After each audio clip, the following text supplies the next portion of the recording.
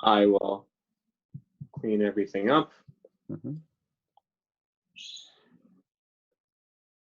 Yeah, we can start. Okay. Start? Yep. Okay. Thank you, everybody, for coming again. So today we will talk about the nil radical. We defined it last week. So we will talk more about prime ideals, nil radical. Sorry, we didn't define nil radical last week. We defined nilpotent elements. But let's continue. 526, 2020. Okay. So what is the nil radical?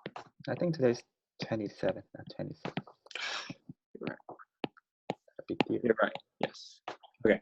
So what is the nil radical? So let A be a ring. Recall a nilpotent of A is an element X in A such that we have X to the n equals 0 for some non-negative integer. Okay, so let n denote the set of nilpotent elements.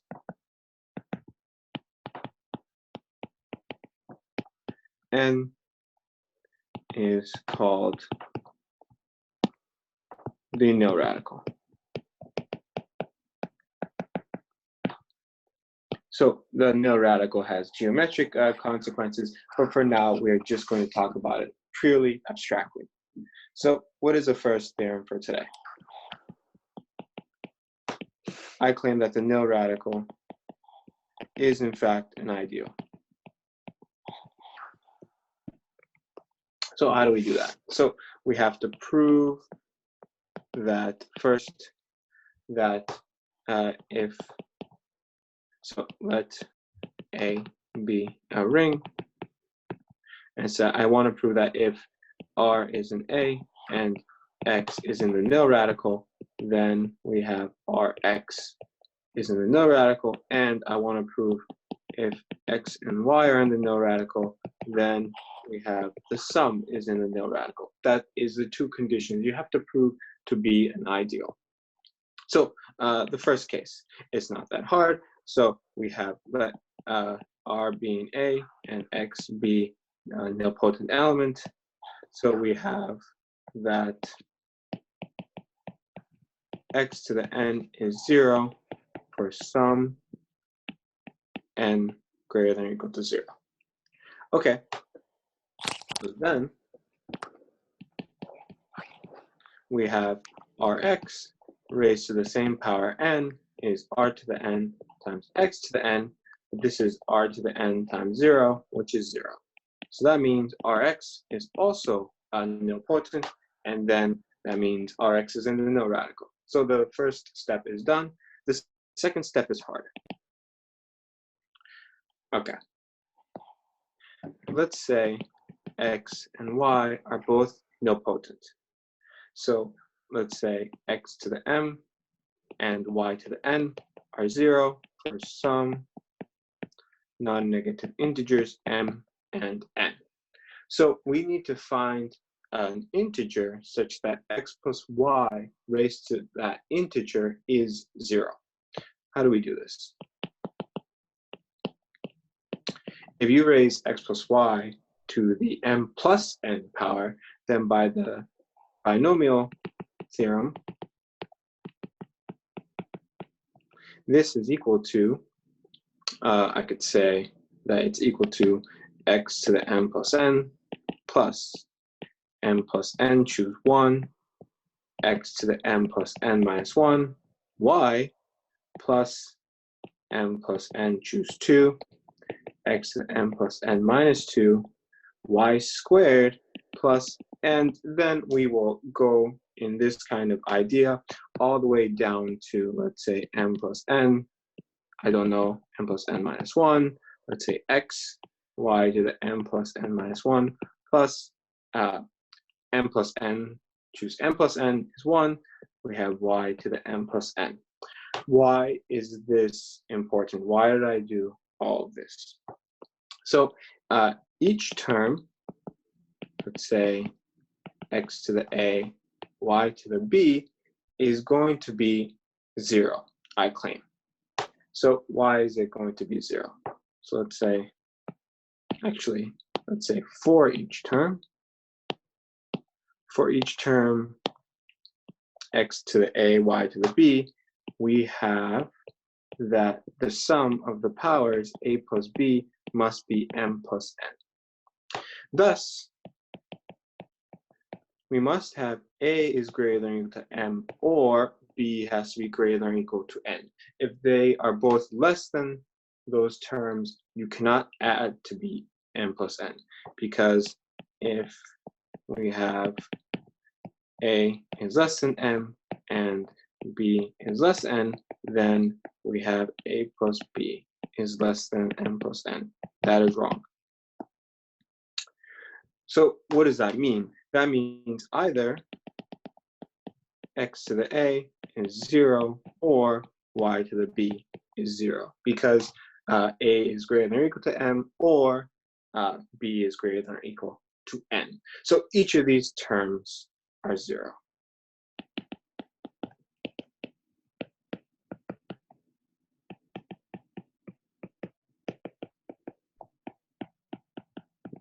So that means x plus y to the a plus b is also, to the m plus n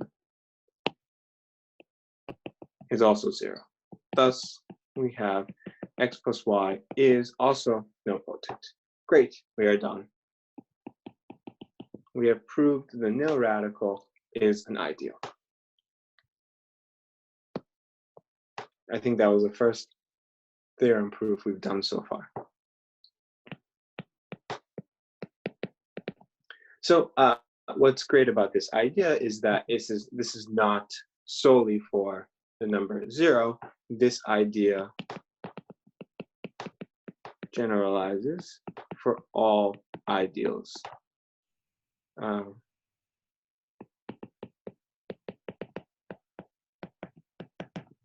So before we were talking about the nil radical, let's call this concept now the radical of an ideal.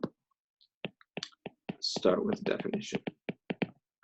Let A be a ring and I an ideal of A. Define the radical of I to be set of all x in A such that x to the n is an element of I for some non-negative integer n.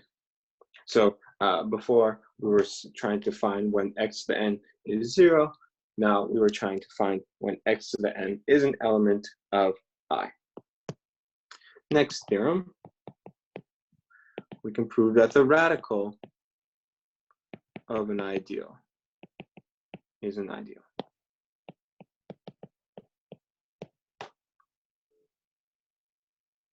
So how do we do that?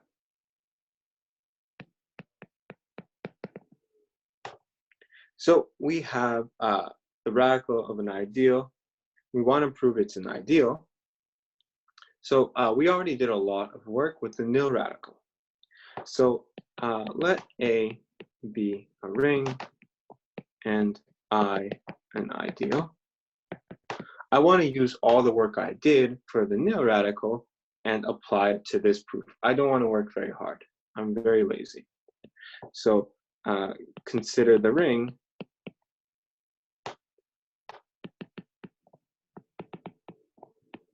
A mod I. Okay, so we have ring A mod I. What is the nil radical? of A mod I. The nil radical of A mod I is all the elements x plus I, such that x plus I to the n is x to the n plus I equals 0 for some non-negative integer n. In other words, we have x to the n plus I is 0, so that means x to the n must be in I. But that means that x is in the radical of I. Okay, and so with this idea, I'll leave the rest of the proof to you, that we can prove that the nil radical of A mod I corresponds to the radical of I in A. So I guess I'll say fill in the details. So because the nil radical of A mod I is an ideal, we can use that idea to prove that the radical of I is also an ideal of A. Okay, so try this out as an exercise, very fun exercise. Just try and understand where the correspondence comes from. It's very fun. So we define nil radical of an ideal, and we define the very natural analog, the radical of an ideal. We proved that they're both ideals. That's very nice, but there is an even stronger theorem concerning the nil radical. Let A be a ring.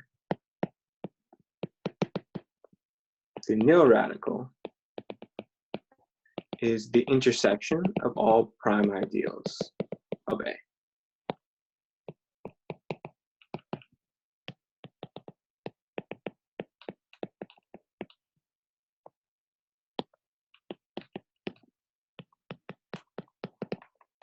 How do we prove this? It's a very, I guess, technical proof in some senses. So I'll say, let X be in N, and let P be a prime ideal of the ring A. How do I prove that X is an element of the prime ideal?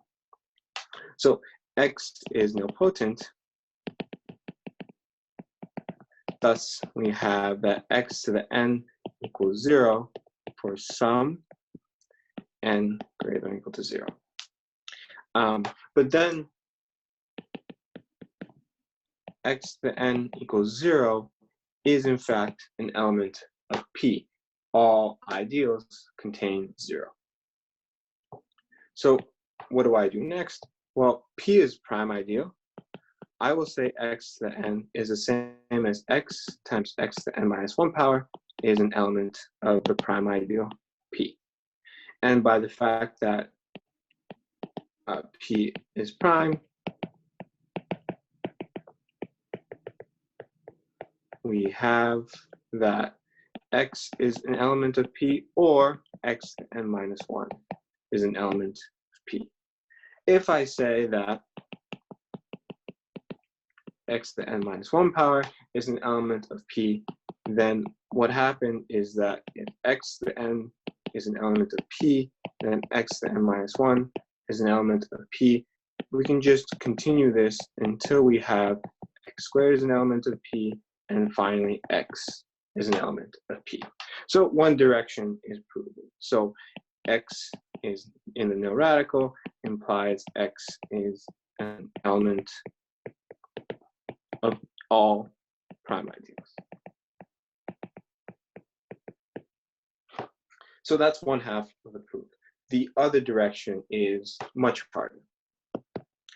So let's say,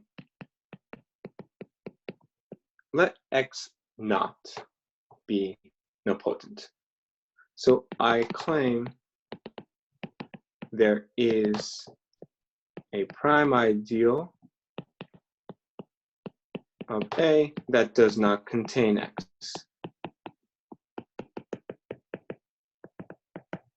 So if I prove this last statement, if I prove this last claim, then I'll be done.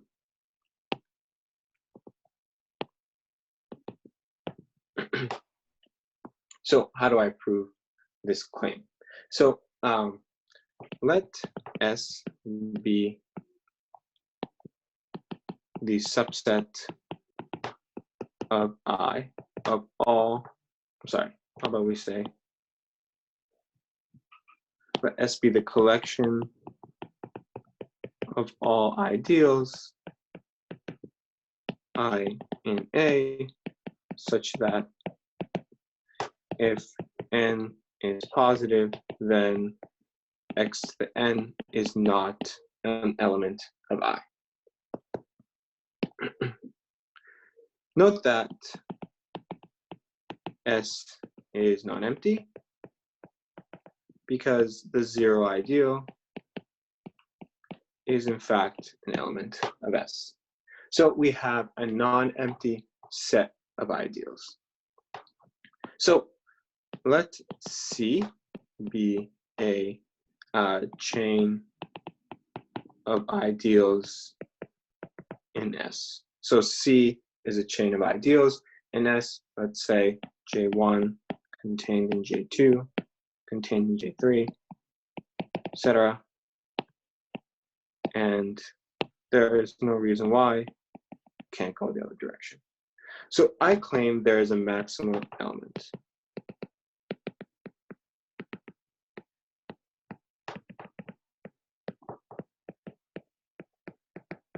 of C. There's an upper bound in C. So that maximum bound is J, which is the union of all the ideals in the chain. So I will leave this to you to prove. So prove that in fact J is the upper bound of the chain. So first you have to prove that J is an ideal, and in fact J is the maximal element of C. Okay, so if you can prove that, then if we assume the claim is true,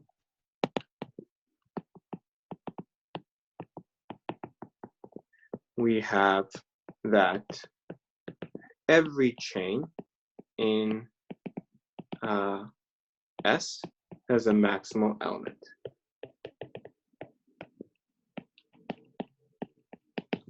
And thus, S itself has a maximal element.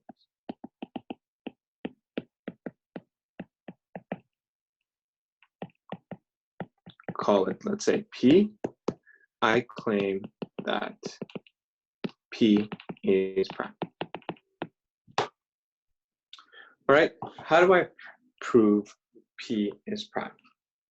So let X and Y be in A such that X times Y is not, let's say that X and Y are not in P. I need to prove that X times Y is not in P. So how do I do that? So let's say X is not in P, therefore X comma P is an ideal that that, let's say, contains P strictly. So we have that P is contained in X P, but they're not equal.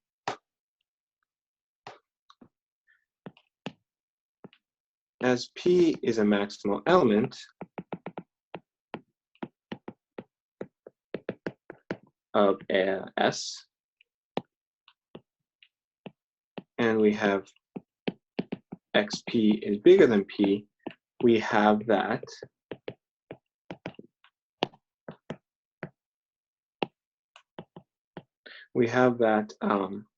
X comma P is not an element of S. That means that by the way we defined S, that means X to the, oh, I'm sorry. Let's start over. I shouldn't have said X's and Y's. Sorry, let's say A and B,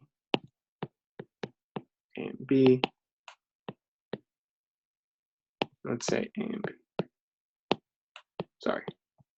I already used X earlier, so. No problem. Yeah. And let's say here, so P is a maximal ideal, and P is strictly contained in here. We have that. Okay, so in other words, that means X to the N is an element of a P for some N greater than or equal to 0. So what does that mean? So that means X to the N equals A times, let's say, C plus, I guess, P1 for some, let's say, AC in A times A and some P1 in P. Okay, this is nice. We are making some progress. We related X with our ideal P and AP. Good. So X is the same thing as Y, so we can similarly say that X to the M is equal to B times D plus P2 for some BD in BA and some P2 in P. So we just do the same work we did for AP. We get the same thing for BP. We have a relationship X to the M equals BD plus P2. But what does that mean? So that means X to the N times X to the M is X to the M plus M. That is equal to AC plus P1 times BD plus P2. And then if we do the expansion, this is AC BD plus P1 BD plus P2 AC plus P1 P2. So now what? So this here we have, sorry, one second. So we have that this I'm going to write as not ACBD, I'll write it ABCD. Okay. And then this is an element of P. This is an element of P. This is an element of P. So this whole term here is an element of P. And this whole term is an element of the ideal, I'm sorry, AB times A.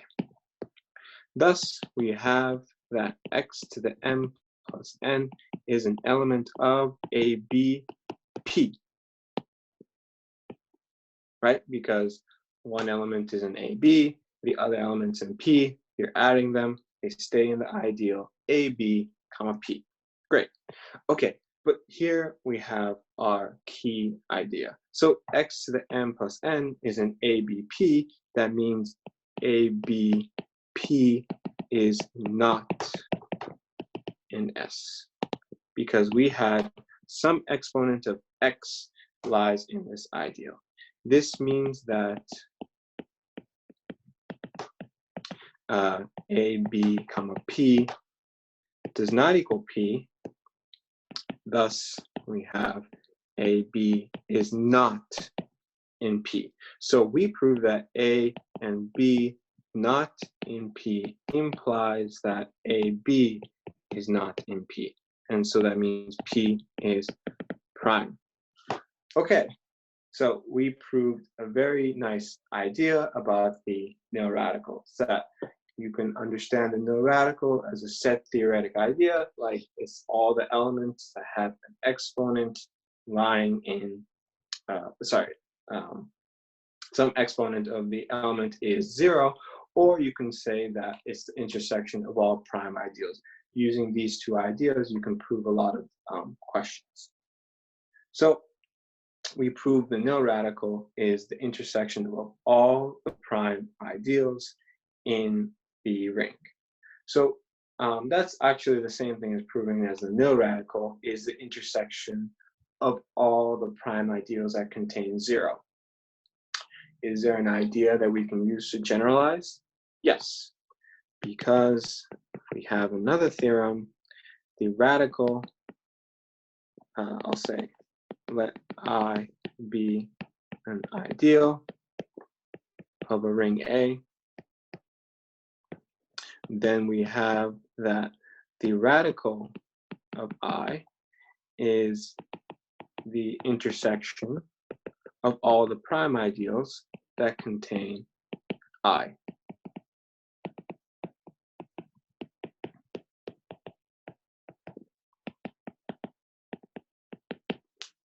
So let's quickly give the idea.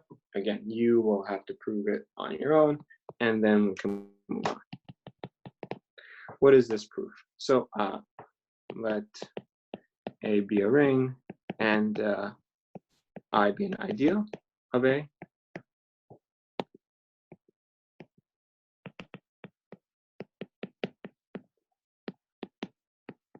Then we have that we have A mod I is a ring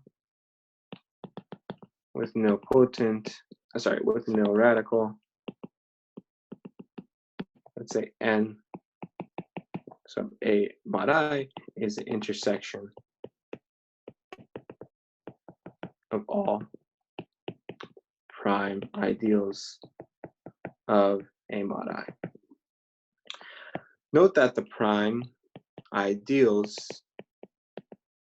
of A mod I are in one-to-one bijective correspondence with all the prime ideals of A that contain I. Moreover, if I'll say, how about this? I'll say X in A is in the radical of I if and only if X plus I is nilpotent in A mod I. So I haven't done the whole proof, but using these two ideas, this bijective correspondence and this equivalent condition of when X is in the radical and X plus I is nilpotent, gives you everything you need to prove this theorem that we just stated. Okay, and so I think we can move on. So we established that the nil radical is an intersection of all prime ideals of the ring, and the radical of an ideal is the intersection of all the primes that contain the ideal. And one little remark, I will say, remark and definition, I'll say a radical ideal is an ideal that is equal to its own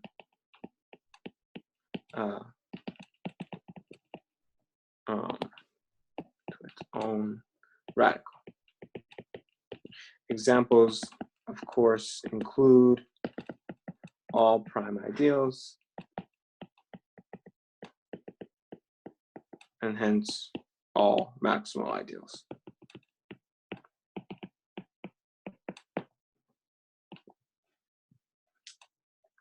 Okay.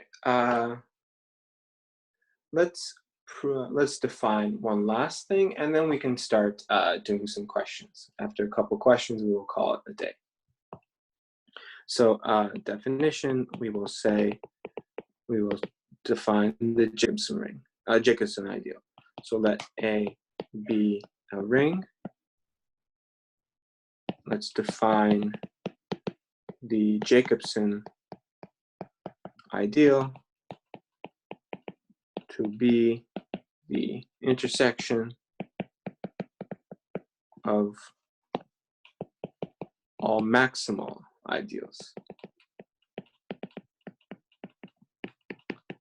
of A. So the nil radical is the intersection of all the prime ideals of A, and then the Jacobson ideal is the intersection of all the maximal ideals of A. How about we say a theorem? So X, I'll denote the Jacobson ideal as, let's say, J. So the theorem I would like to prove is that X is in the Jacobson if and only if, Jacobson ideal if and only if 1 minus xy is a unit for all y in A. So we gave like a set theoretic definition of the nil radical. Let's also give a set theoretic definition of the Jacobson ideal. How do I prove this? So let's say, first of all, that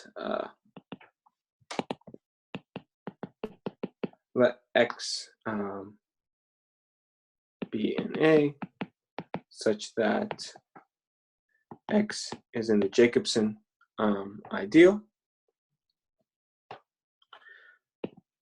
Assume that 1 minus xy is not a unit for some y in A. I will prove that this is a contradiction. So we have that 1 minus xy is not a unit. So 1 minus xy lies in some maximal ideal. I don't know what the maximal ideal is. Let's just call it M. Note that also X is in M and 1 minus xy, I'm sorry, let's say X is in M, so xy is in M. So if 1 minus xy is also in M, then 1, which is the same as 1 minus xy plus xy, is in M. This is a contradiction because maximal ideals cannot contain 1. They must be proper ideals. So we proved one direction. Let's say that in this case, conversely, let X be in A such that X is not in the Jacobson ideal. I'm sorry, the Jacobson radical. Sorry. I don't mean to say ideal, I mean to say radical. I'm sorry. Jacobson radical. So let X be in A such that X is not in the Jacobson radical. Then we have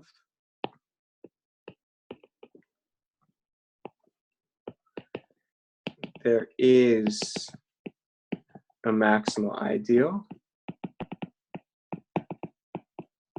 M such that X is not in M. If X is not in M, then M is strictly contained in the ideal generated by X and M. But we have that M is maximal and is strictly contained in XM, so that means X comma M is the whole ring. The ideal X comma M cannot be proper. Thus, we have 1 is in x comma m. So that means that 1 is equal to, I don't know, let's say x times y plus, I don't know, c for some y in a and c in m. But then if you subtract xy from both sides, we have that 1 minus xy is equal to c. C is in m, so 1 minus xy cannot be a unit. And then we are done. So we have proven that we have given you a set theoretic idea of the Jacobson radical. It's not just the intersection of all maximal ideals. That's not the only way you have to think about it. There's also this set theoretic way of doing it. So even though you avoid to use the terminology ideal, but it should be ideal from the definition, right? It is in fact an ideal. You're right. But I think they like to call it a radical because, like the nil radical, it is the intersection of some collection of prime ideals. Not all the prime ideals all the time, but some intersection of maximal. It is the intersection of maximal ideals. Yes.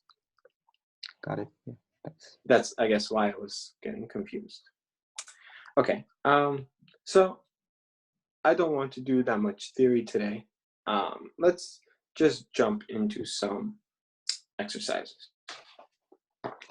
I will do exercise 6, let's say. It was talking exactly about Jacobson radicals and nil radicals.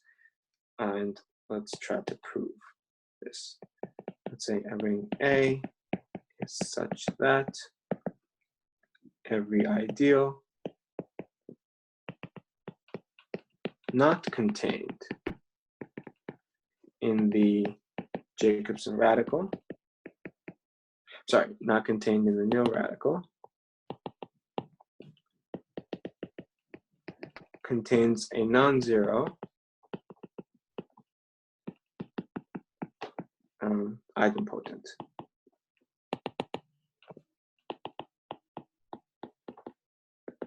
In other words, it contains an element E such that E is not equal to 0 and E squared equals E.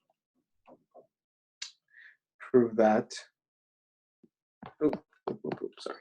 Prove that the nil radical is equal to the Jacobson radical.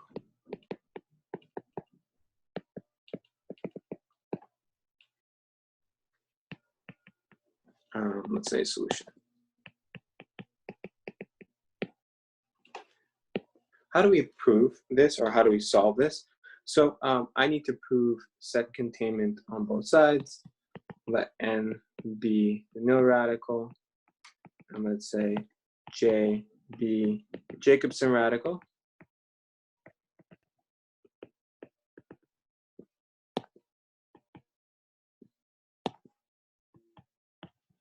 First of all, it is set theoretically true that the nil radical is always contained in the Jacobson radical, because the nil radical is the intersection of all prime ideals.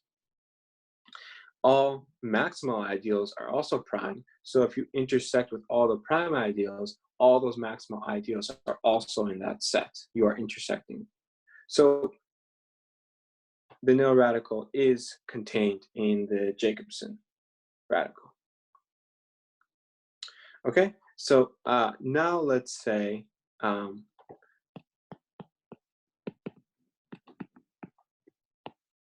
we want to prove the other direction. How do we do that? So we start with the assumption by contradiction.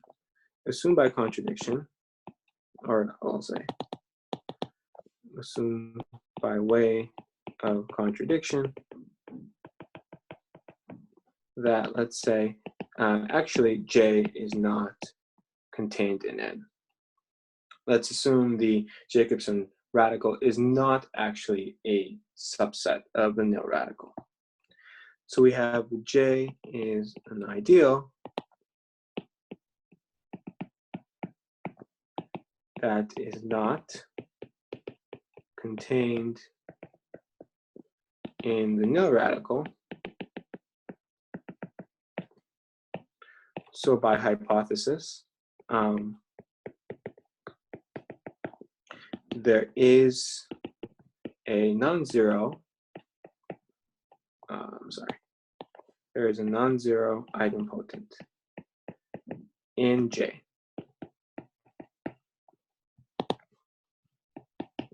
In other words, we have that E is non-zero, and we have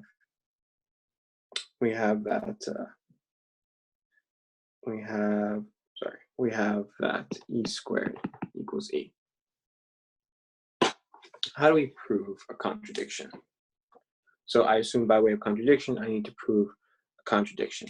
So E is an element of J. So by the set theoretic way we defined the Jacobson radical, we have that 1 minus E times Y is a unit for all Y in A. So how does this help me? So let Y be 1. So that means 1 minus E is a unit.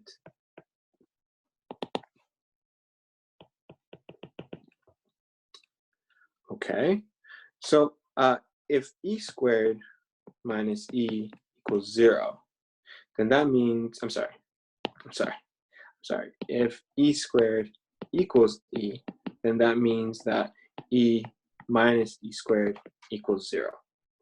And so if we factor by E, we have E times 1 minus E equals 0. So now let's multiply both sides by the inverse of 1 minus E, because 1 minus E is a unit, like I said above. This means that E does in fact equal 0. That's a contradiction. We said that E was not equal to 0. Okay, so that proves that J in fact is contained in N.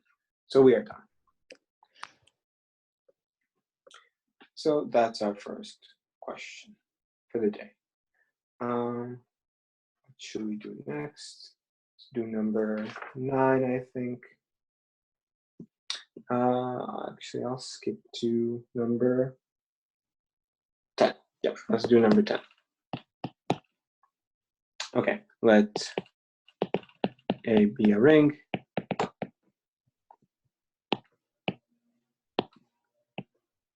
A be a ring. Show the following are equivalent. Number 1, first of all, A has 1 prime idea. Number 2, every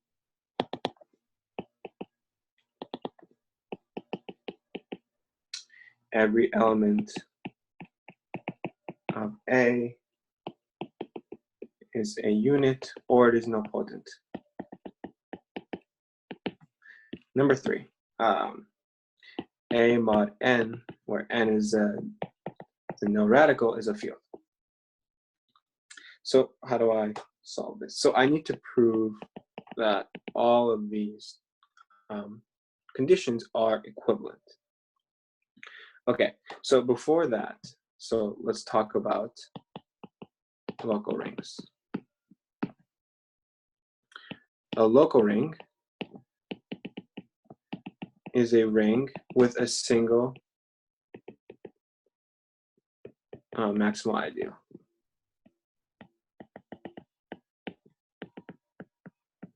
So examples include all fields.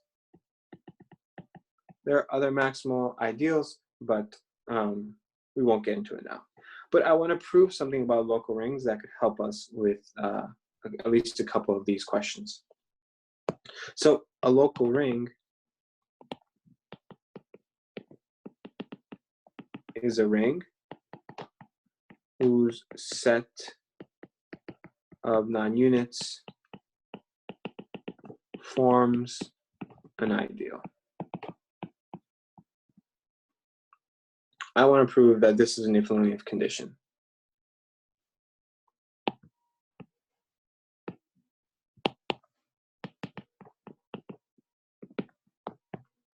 How do I prove that? So let A be a local ring.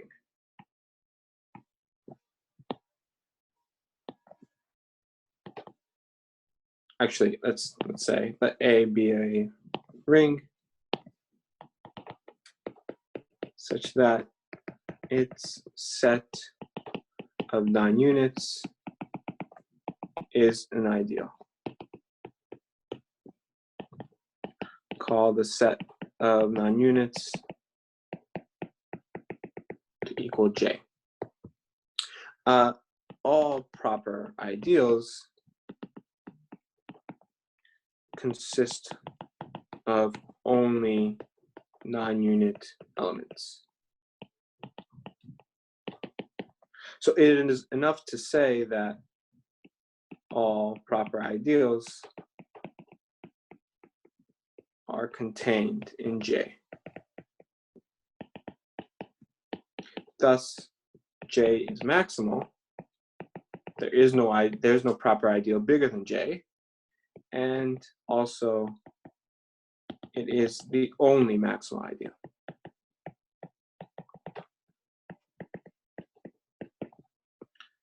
Okay, now what? What if J is not an ideal?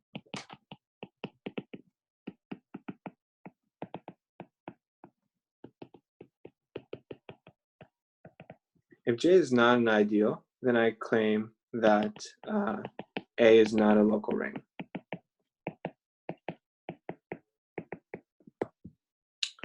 Proof of claim. Why isn't A a local ring? So we'll say suppose J is not an ideal. There are two things that could fail. Either we have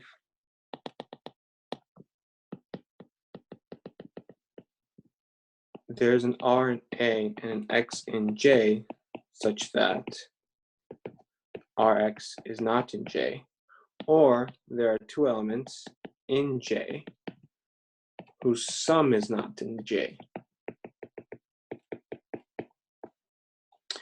The first condition is impossible because if X is not a unit, then Rx is not a unit. Because if it is, Rxy equals 1, then that means that X times Ry equals 1. So we have that Ry is the inverse of X, and that lies in A because both R and Y lie in A. It's not what I want. So that means 2 is true. So there exist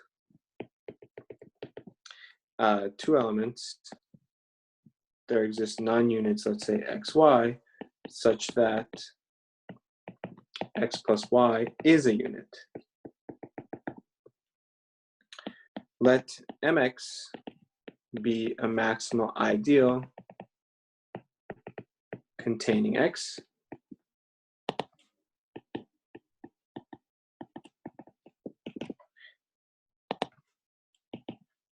And my a maximal ideal containing y.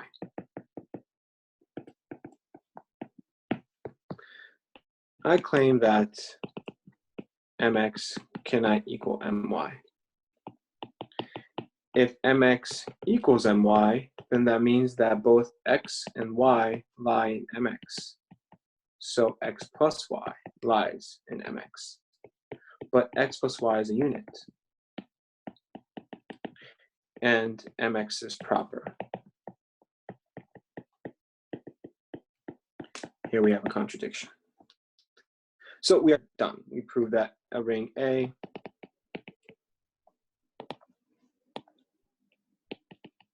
is local if and only if its set of non-units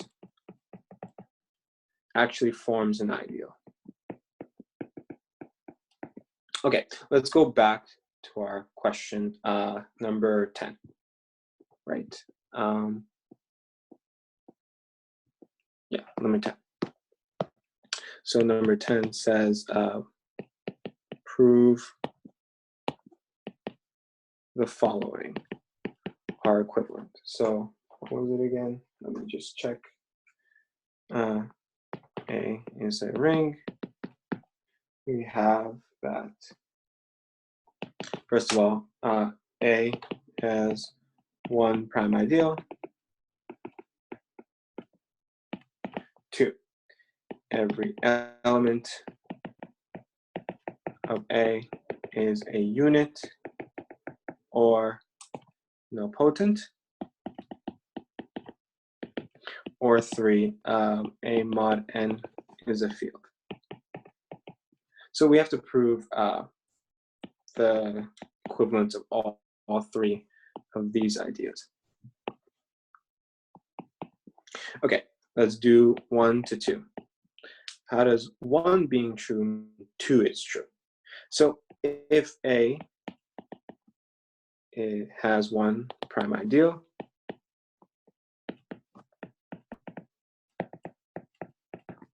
so A has actually one maximal ideal.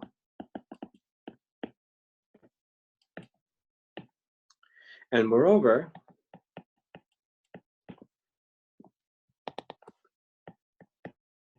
N, the nil radical, is the maximal ideal. It has to be. There's no other way. Thus, that means that N is the set of non-units. But we proved that but we define the nil radical to be the set of mutants. So that means that every element of A that is not a unit is nilpotent. So we have proved 1 to 2. Okay? How do we prove 2 to 3? So let's say, suppose every element of A is a unit or nilpotent. So that means, again, that N is the set of non-units. Because if every non-unit is nilpotent, then N must be the set of non-units. And also, N is an ideal. So that means A is local. If you take A mod N, N is the set of non-units, an ideal. So if you mod that out, clearly has only 0 or units as elements. Because if X and A is a unit, then clearly X plus N is a unit.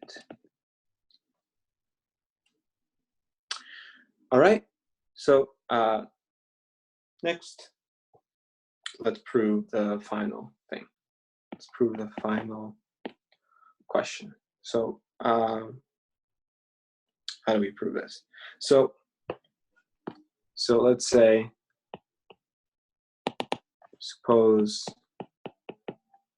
A mod N is a field.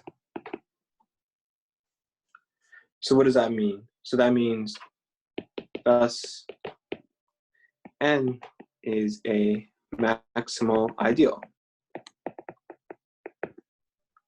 right?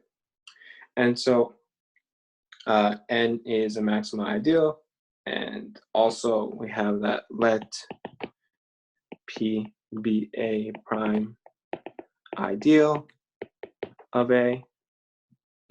So that means P is a proper ideal, and we have N is contained in P because N is the intersection of all prime ideals.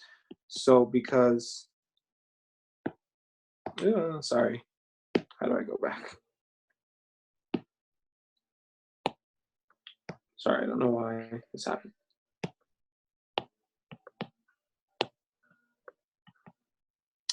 As n is maximal, we must have n is equal to p. And we are done. So we have all prime ideals are just actually equal to the nil radical n. So I have a couple more questions I could go over, but I think it's a good place to stop. So next week, we will show how the algebra, commutative algebra, mixes with topology to give you ideas like the Zariski topology, which has fundamental importance for algebraic geometry. Okay, I think I'm good for now, Glenn. I'm done. Okay, then let me stop to